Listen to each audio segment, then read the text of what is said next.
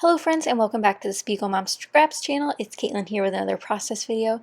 Today's process video I'm very excited to share with you. I am using this Pink Fresh Studio paper, which has been in my stash for quite a bit. It's from the Indigo Hills collection, and I happened to notice that my personal How to Kill a Kit with Style kit went perfectly with this paper. So many of the elements matched, the pinks, the yellows, all of that. So I was really excited to find this paper and pull it out. Today I'm scrapbooking a photo from a DC adventure that we had. It's just my boyfriend Sam sitting in front of, I believe we were at the Capitol building, and beyond that is the Washington Monument in the background. So I pull out a ton of these 6x6 papers from the Heidi Swapp Emerson Lane collection and the One Canoe 2 collection, Goldenrod. And I'm also pulling out these distress inks because I want to see which one I can ink the edges with. Now I do only ink the edges of these papers specifically, the ones that I'm layering. And I know I wanted a little bit of definition, but I didn't know how much. So I end up going with the lighter pink. And that is in the shade Tattered Rose. So once I have that picked out, I can start figuring out which layer I want where. As you can tell, these layers are very busy and very similar in color. So instead of doing all four, I actually only do 3 of them. I start with this light pink because it helps the cloud pop quite a bit in the background, so that blue really stands out, versus if I did the yellow, where more of the green stands out rather than the blue. Then I do the yellow layer, which happens to be sunglasses, but when I end up layering this, they almost just look like polka dots or some sort of weird geometric pattern instead. So don't be afraid to use themed papers on non-themed pages, because with this kind of layering, it fits no matter what. And then I ink those edges, and then again, like I said, I don't end up using all 4. I end up going for this grid pattern instead, which I'm really glad I did. I think 4 would have been a little bit too busy, and I do like how this came out. Now I do forget to ink this one, but that's okay. I really just needed the definition between the layers, not necessarily on the bottom layer, but definitely would have had I remembered. Here I'm pulling out some yellow trim from my stash. This is just from Michael's, and again, that yellow matches beautifully with the background, and these sort of pre-made mixed media backgrounds were quite popular for a little bit. I believe this is one of the few that I do own. I think all the ones I own are from pretty much Pink Fresh Studio, but I know Vicky Booten did some, and there's a whole paper pad of them as well. So they're definitely out there. So if you like the look of mixed media but don't want to do it yourself, this is a great way to go. Highly recommend it. Here's a cut apart sheet, which is actually from the Emerson Lane collection from Heidi Swapp. I'm just trimming down some of those pieces. I actually don't end up using any of these specific pieces that I'm cutting out right now. I use ones later from the same sheet. You also saw me pull out some die cuts, and those are from the Goldenrod collection from One Canoe 2 as well. So things are starting to layer up here. I don't really have a particular design idea. Right now I'm thinking that on the left there where it says Squeeze the Day will be my title, just because it's sort of a play on Seize the Day, and we always had action-packed days in DC, so I thought it was fitting. I flipped through these washi strips. I have those titles on the left-hand side. I'm really just looking for bits and pieces to add in here. I grabbed a piece of Scrap and Happy Studio Flair. It's a little pink round epoxy with a heart in it, and I put that in the top left. I'm thinking a cluster up there. If you guys haven't been over to my personal channel lately, which is just my name, Caitlin Clary, I'm into stamping this month. So this month I'm trying to do more stamping, so some sort of stamping on all of my layouts, and this one's no exception. So I pull out that same Distress Ink mini cube, and I'll be stamping with that.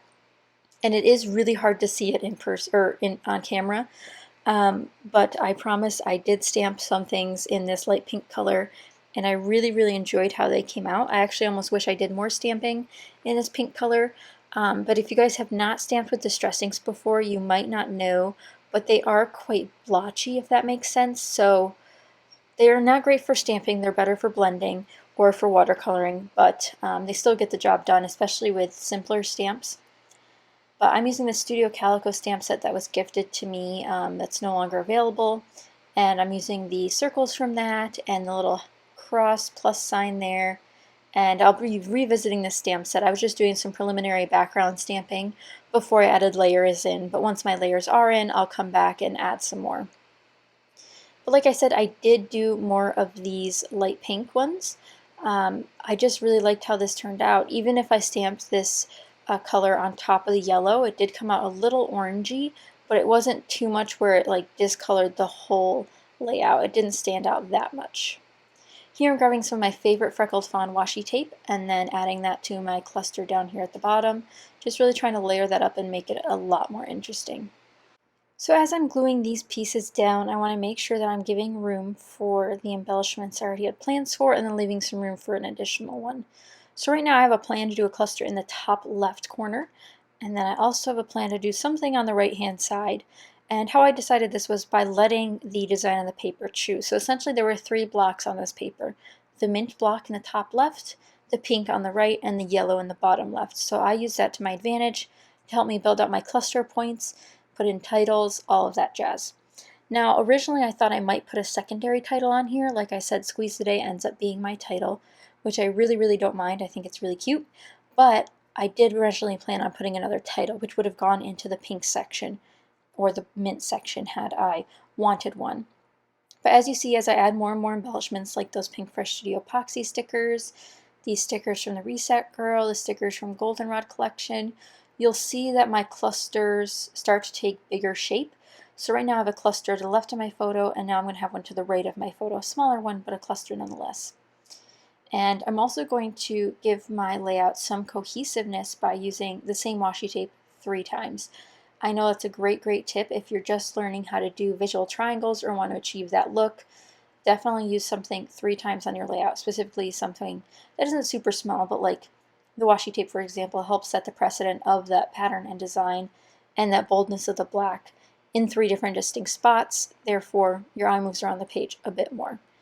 And then using those washi tape markers as your basis for your clusters will also help build out your cohesiveness for your layout.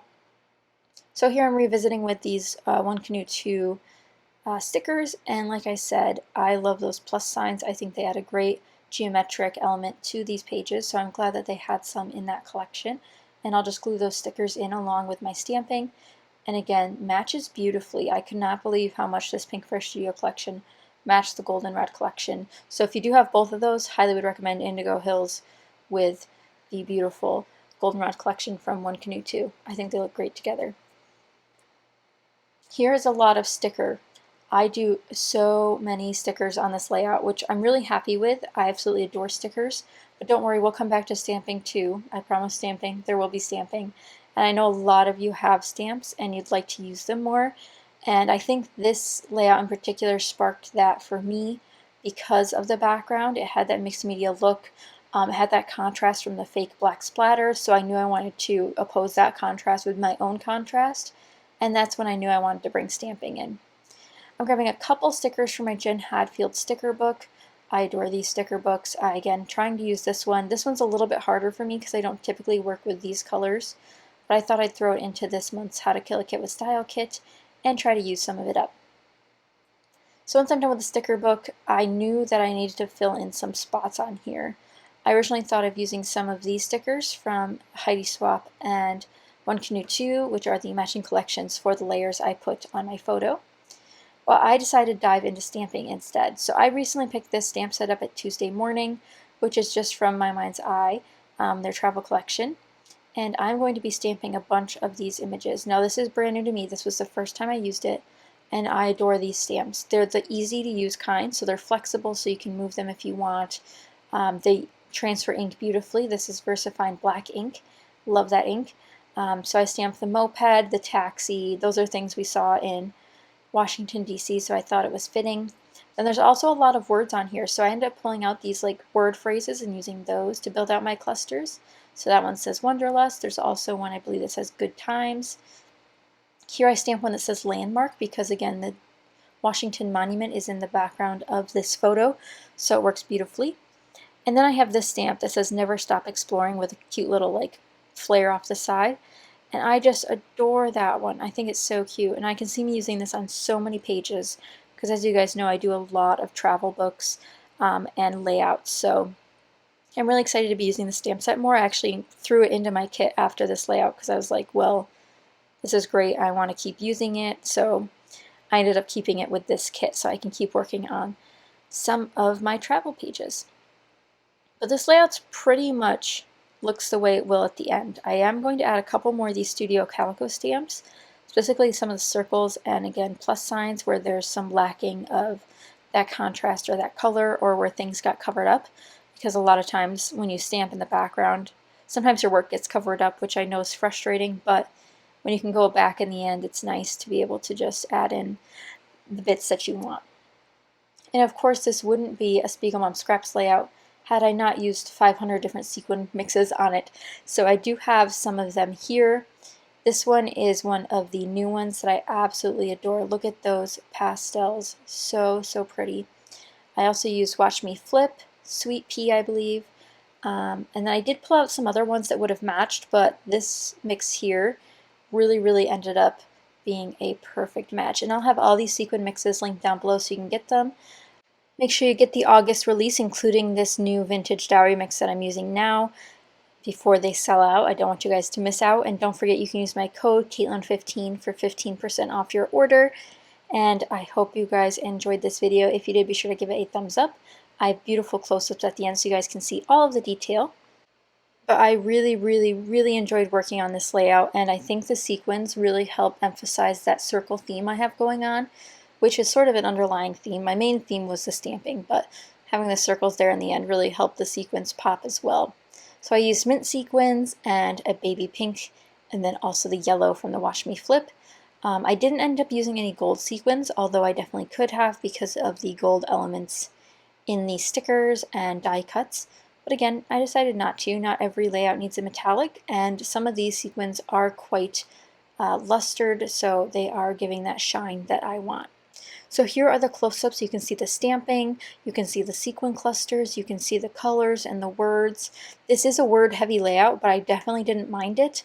There won't be too much journaling on this page, but it will go here to the right of the photo where I put that smudge with my finger because I want to cover that up. But I hope you guys enjoyed this layout. It has a lot of texture and dimension. I put some things on foam adhesive.